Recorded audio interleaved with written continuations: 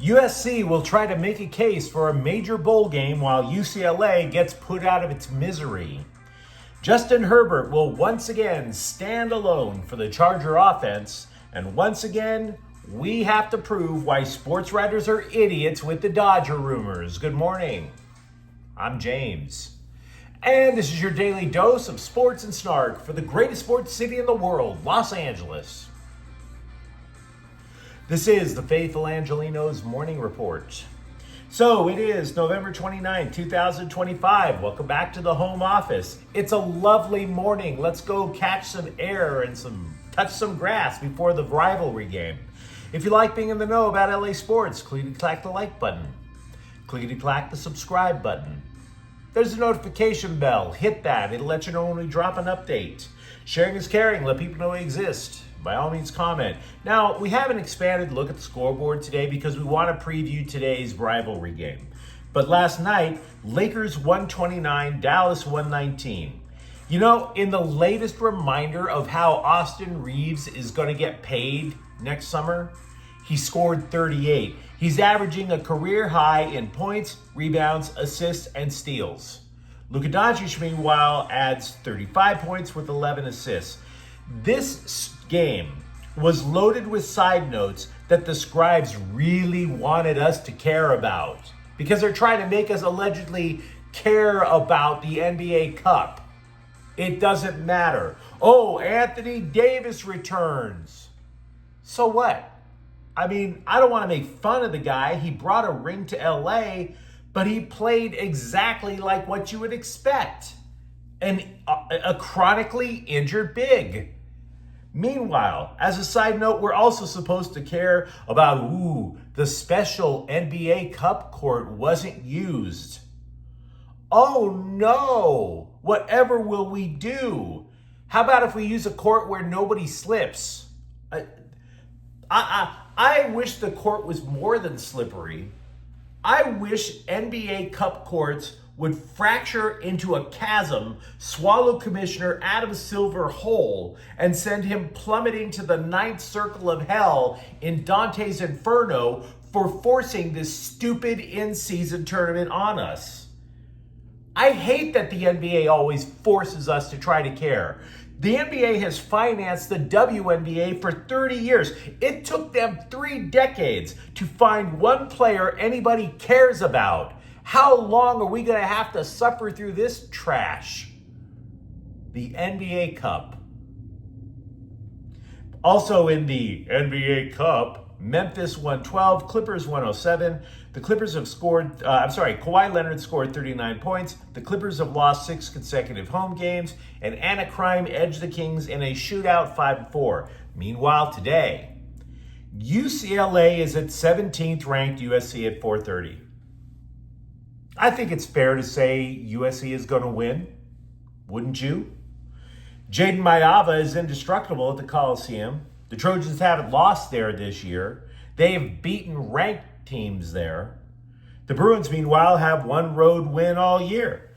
But that didn't stop some writer who clearly loves the Bruins from going to a dispensary and just getting himself blasted and come up with a blueprint for a UCLA upset. Win the turnover battle, he says. Well, Mayava doesn't do that at home. Get the run game going. My dude, UCLA has averaged 92 per game in the last 4 games. All of them losses. Because opposing defenses figured out what UCLA was trying to do, and they have stacked the box.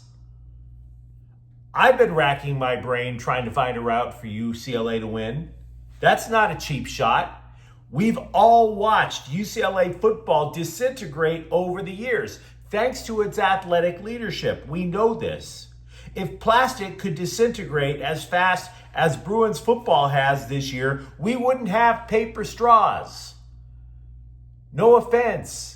I realize what I'm wearing. I've been saying this for years. UCLA and USC both need to be strong for the benefit of LA. Now, the Bruins kind of have one potential weakness that they could exploit over at USC. 2 USC starting offensive linemen are out. Left tackle Elijah Page, center Killian Cotter. Page is arguably their best lineman. He's done for the year. He's had a knee procedure. Now that would make a difference if the Bruins had a really strong front seven. Spoiler alert, they don't. They don't. The Bruins, by the way, the Bruins haven't been running in the last 4 games. The Bruins allow almost 200 rushing yards per game. It's almost as if USC didn't need Jaden Maiava, but they'll gladly have him. So many things have to go right for UCLA to pull off the upset today. So many. And I just don't see it. Of course, you can let me know what you think in the comments thread. Dallas is at the Clippers at 7 o'clock, and Vancouver's at the Kings also at 7. So with that out of the way, what do you say we get to the news? Justin Herbert will have to be a one-man wrecking crew for the Chargers tomorrow. Of course, he's getting wrecked in the process, but semantics, am I right? The Bolts have ruled out running back Omarion Hampton for Sunday's game against the Raiders, presumably because the Charger coaching staff saw the game film from the Browns game and feared that he wasn't needed. It's a risk. It's a risk that they probably should take, but it's a risk. Hampton hasn't played since week 5 when he broke his ankle. Only we didn't know that it was actually broken. They were just calling it a sprain. No, it was broken. We didn't learn that until about 2 or 3 days ago. Yeah, go ahead. Take the day off, Omarion, while we play one of the NFL's worst teams. I wouldn't blame the Charger coaching staff for saying that, but it's still a risk. The Bolts have 6 games left. They need at least 3 wins to likely earn a playoff spot. The only game that's a sure thing on the schedule is Vegas. But they damaged themselves by not having a running game. I saw those teams play earlier this year in Las Vegas. The Raiders didn't exactly get humiliated. It's that neither team moved the ball particularly effectively. But at least Vegas can finally say they did the right thing by firing offensive coordinator Chip Kelly. Now, Kamani Vidal is going to be the number 1 back tomorrow for the Bolts. He has topped 100 yards in 2 games this year. I believe that the Chargers are going to win, but this has trap game written all over it. Just saying. A couple of weeks ago, when I mentioned how I doubted the Dodgers would go after Kyle Tucker, a couple of viewers got upset with me.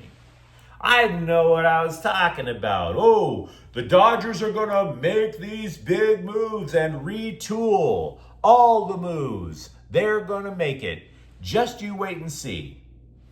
And I was shrugging it off until I read the latest hot, wet rumor yesterday that the Dodgers were going to go after a Korean infielder, Song Sung-min. And I admit, I was mesmerized by the name. Not the rumor, but the name. I was so happy being at home with my wife. I was so happy. I wanted to sing Neil Diamond songs, and I wound up singing Song Sung Min, Weeping Like a Widow. It was a bizarre evening. What are you going to do? But then it hit me.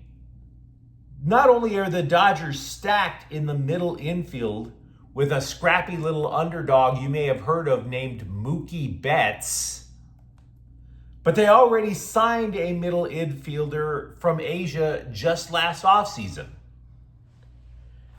The stupidity is coming at you good and hard from the Dodger bloggers, from baseball scribes, from the clickbait porn artists. Stupidity, good and hard and fast, whatever inappropriate euphemism you want to use, go right ahead. So, to illustrate the absurdity of these hot, moist rumors, I took a few minutes last night, went back, and I found that the Dodgers are interested, allegedly, in at least 25 players. Do you really believe that the 2-time defending world champions are going to do whatever it takes to add 25 players. Do you really think that? Because this list, by the way, is going to continue to grow. There were years when I would do this also on the channel, the list would reach as high as 50 names that the scribes swore the Dodgers were trying to get. And we're supposed to fall for every last rumor. Is that what I'm supposed to do? Like a lemming. Oh, there's another one. The Dodgers are going to completely rebuild their roster from scratch. And by the way, please note the asterisk next to Tatsuya Amai, who already said he would rather sign with another team so he could beat the Dodgers. Oh no, the Dodgers are interested in him. He says he wants to go somewhere else, but that's just a psyop. We're just being gaslit. I realize I should have explained this again, like I do every offseason. A sports writer will eventually note that the Dodgers are linked to everybody. And there's a reason for that. If you are a player agent, it only boosts your free agent player value, your free agent client's value, by saying the Dodgers are trying to land him. Oh no, we better up our offer to keep our guy so he doesn't go to the big blue meanies. Every offseason, every agent contacts every scribe they know to claim the Dodgers are after their client. That is how this list continues to get big every single offseason. Meanwhile, Andrew Friedman, he's just enjoying a tall glass of Fresca, while every other team blows out its budget on somebody like Kyle Tucker, who is the Anthony Davis of corner outfielders. But no. Let's not have history be our guide.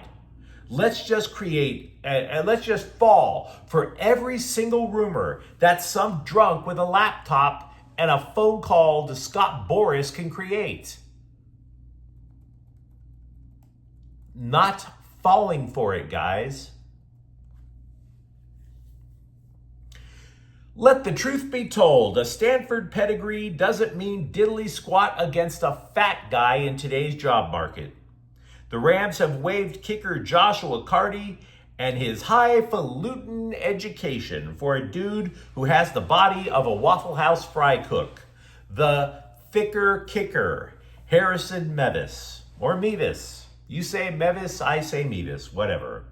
So, as the Rams continue to impress, as they continue to become the game of the week, the flex game on Sunday Night Football, please note that every talking head is going to love saying this over and over. Thicker kicker! He's the thicker kicker! Thicker kicker! Whatever, bro. Because from where I'm sitting, and I say this as a Rams fan, the Chargers still have the better named kicker.